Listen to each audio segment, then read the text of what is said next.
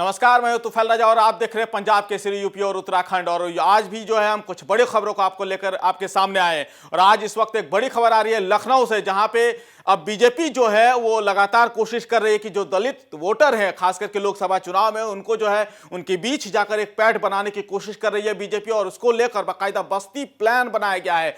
लगातार बीजेपी जो है वो बस्ती प्लान की कोशिश कर रही है ताकि जिसके तहत जो है लोकसभा चुनाव में जो है दलित वोटरों के बीच अपनी पैठ बनाने की कोशिश की जा रही है। कल से जो है वो प्रदेश भर में जो है वो दलित बस्तियों में बीजेपी के नेता, बीजेपी के कार्यकर्ता जाएंगे ताकि वहां जाकर जो है वो लोगों को रुझाने के, अपनी तरफ खींचने की पूरी कोशिश करेंगे। इसी कड़ी में जो है लगातार जो ये प्रोग्राम था कुल मिलाकर, जो कि 2 अक्टूबर को खत्म हो रहा था, लेकिन अब दलित बस्ती जो होते हैं वहां वो जाएंगे। और उस कार्यक्रम को जो है अब 2 अक्टूबर से दिसंबर तक भी बढ़ा दिया गया है। केंद्र और प्रदेश सरकार की योजनाओं का लाभ बताया जाएगा कि आखिर केंद्र सरकार ने और बीजेपी सरकार ने और खास करके यूपी सरकार ने क्या कुछ किया है लोगों के लिए। कल से जो है इसका अभियान जो है उसकी शुरुआत हो जाएगी और लगातार कोशिश की जाएगी कि जो दलित बस्तियां हैं उन बस्तियों में जा करके SC ST और SC ST के जो लोगों को रुझाने की कोशिश किया जाए ताकि लोकसभा चुनाव जब हो उस वक्त इसका फायदा बीजेपी को मिल सके। इसी खबर पर ज्यादा जानकारी के लिए हमारे साथ हमारे संवाददाता अश्विनी जी हैं। अश्विनी जी, आप जो है वो दलित बस्तियों में जाएंगी बीजेपी के तमाम कार्यकर्ता और नेता? बिल्कुल, देखिए भारतीय जनता पार्टी एक ऐसी पार्टी जो 365 दिन जो है चुनावी मोड में रहती है और ऐसे में 2024 लोकसभा चुनाव के मद्देनजर पूरी तरीके से चुनावी मोड में आ चुकी है। लगातार जो पार्टी के अंदर है वो बैठकों का दौर शुरू हो चुका है। जो कार्यक्रम है उसकी रूपरेखा तैयार किया गया है। अलग अलग मोर्चों को अलग अलग चिंगाई दी गई है। अगर हम बात करें तो कल जिस तरीके से हम लोग चर्चा करते हैं महिला मोर्चा को लेकर कि जिस तरीके से नया बिल पास हुआ उसको लेकर अब कार्यक्रम की जगह वहीं अब दलितों को संपर्क साधने के लिए, अब दलित बस्तियों में जाने के लिए भी अब कार्यक्रम किया जा रहा है। जो पिछड़ा वर्ग मोर्चा है उनके लोग अब जाएंगे दलित बस्तियों में, वहां पर नए कार्यकर्ताओं को जोड़ेंगे। साथ ही जो केंद्र सरकार और प्रदेश सरकार की योजनाएं हैं उन योजनाओं को भी उनके साथ बातचीत करेंगे। इसके साथ जो लाभार्थी हैं, जो सरकार की तमाम योजनाएं जो चलाई जा रही हैं उन लाभार्थियों से भी संवाद करेंगे, उनके साथ सेल्फी लेंगे। और ये 2 अक्टूबर से कार्यक्रम जो चलेगा और ये दिसंबर तक ये कार्यक्रम किया जाएगा। यानी कि पूरी तरीके से अगर हम बात करें तो भारतीय जनता पार्टी चुनावी मोड में आ गई है और अलग अलग रणनीति के मद्देनजर जो है ये बैठकों का दौर शुरू हो चुका है। अगर हम बात करें तो आज भी राजधानी कब से है ये कार्यक्रम, कब से कब तक है? बताया जा रहा है कि दिसंबर तक बढ़ा दिया गया है। थोड़ा कार्यक्रम पहले बता दें लोगों को। बिल्कुल, देखिए ये प्रधानमंत्री नरेंद्र मोदी के जन्मदिवस से ही ये कार्यक्रम शुरू हुआ था और ऐसे में अब ये 2 अक्टूबर तक होना था, लेकिन अब इसको बढ़ाकर दिसंबर तक किया गया है। यानी 17 सितंबर से ये कार्यक्रम शुरू हुआ था और अब ये कार्यक्रम 2 अक्टूबर के स्थान पे बदलकर अब सीधे दिसंबर तक किया गया है। और पूरी तरीके से इसमें अलग अलग कार्यक्रम होगा। यहाँ पर जाएंगे, दलित बस्तियों में भोजन भी करेंगे, उनके साथ ही जो लाभार्थी हैं उन लाभार्थियों के साथ संपर्क करेंगे, उनके साथ सेल्फी लिया जाएगा और साथ ही दलित बस्तियों में जाकर नए वोटरों को जोड़ने का जो काम है वो भी किया जाएगा। तो लगातार अलग अलग कार्यक्रम किए जा रहे हैं। आज भी अगर हम बात करें तो लखनऊ के अंदर पिछड़ा वर्ग मोर्चा की बड़ी बैठक हो रही है सोशल मीडिया की, किस तरीके से सोशल मीडिया भी इनको जोड़ना है, यानी कि सोशल मीडिया के माध्यम से जोड़ना, इनके साथ महासंपर्क अभियान चलाना और लाभार्थियों के साथ संपर्क करना। इस तरह के अलग अलग कार्यक्रम जो है वो पिछड़ा वर्ग मोर्चा की तरफ से किया जा रहा है। और तमाम जो दलित बस्ती में SC ST वर्ग के लोग हैं उनको अपने साथ लाने के लिए पूरी कवायद की जा रही है कि कोई भी वोट बैंक जो है वो भारतीय जनता पार्टी से न छूट सके और इसके लिए अलग अलग मोर्चों के माध्यम से अलग अलग कार्यक्रम जो है तय किया गया है। क्या लग रहा है कि क्या इससे कहीं ना कहीं फायदा होगा? यकीनन जिस तरीके से घोषित चुनाव में भले बीजेपी हार गई हो उसके बावजूद भी अब लोग दमदार तरीके से लोकसभा चुनाव में तैयारी कर रही है अभी से ही। अभी चूंकि अभी 7-8 महीने का वक्त करीब करीब बचा है अभी भी।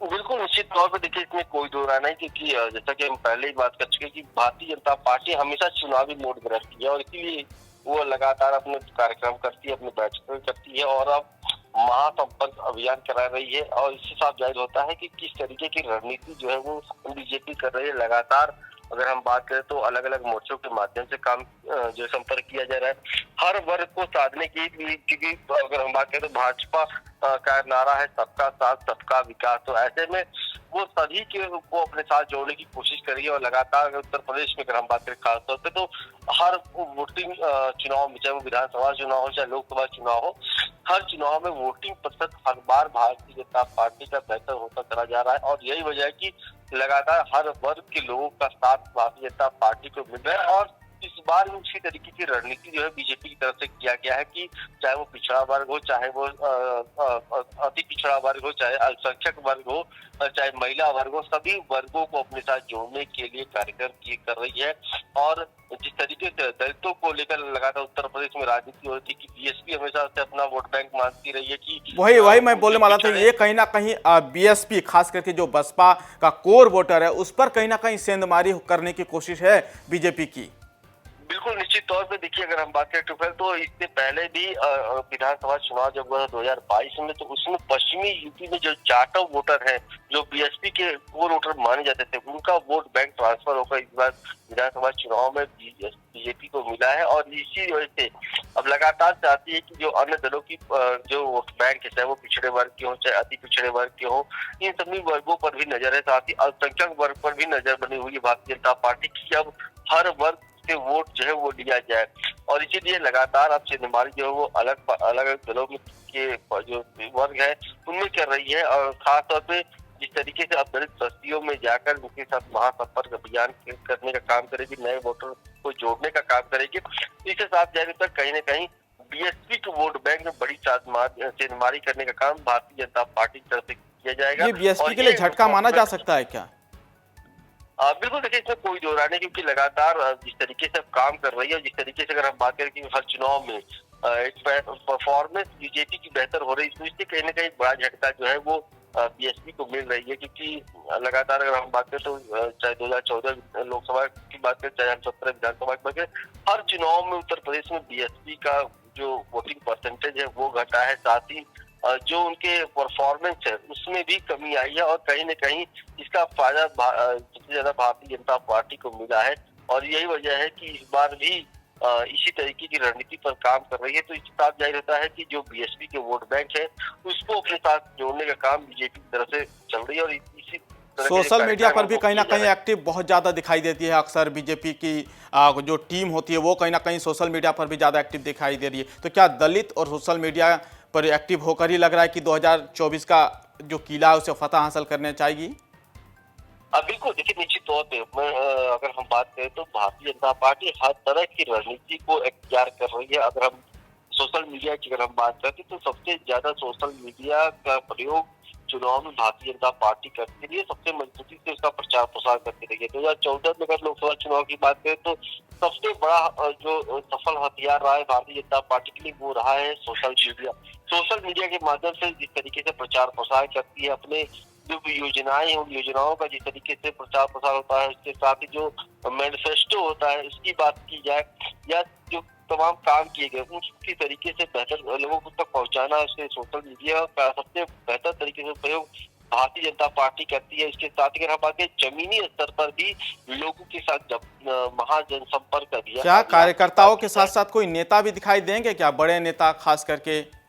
बिल्कुल देखिए, इसमें कोई दो राय, पिछड़े वर्ग के जितने भी नेता हैं उनको ये पूरा कार्यक्रम की जिम्मेदारी दी गई कि वो अलग अलग जगहों पर जाएंगे, उन लोगों के साथ जनसभा करेंगे, उनके साथ संपर्क करेंगे। तो ऐसे में मोर्चा जो है उस मोर्चों के अध्यक्ष और जो जिला अध्यक्ष वो तो रहेंगे ही, इसके साथ ही जो विधायक और सांसद हैं उनकी भी जिम्मेदारी दी गई कि वो भी अलग अलग क्षेत्रों में जाकर लोगों से संपर्क करेंगे। और इस तरह के कार्यक्रम दिसंबर तक चलते रहेंगे। यानी कि लोकसभा चुनाव से पहले की अगर हम बात करें तो पूरी तरीके से रणनीति पर बीजेपी काम कर रही है और अपने सभी वर्गों को साधने के लिए हर तरह की रणनीति को अख्तियार कर रही है।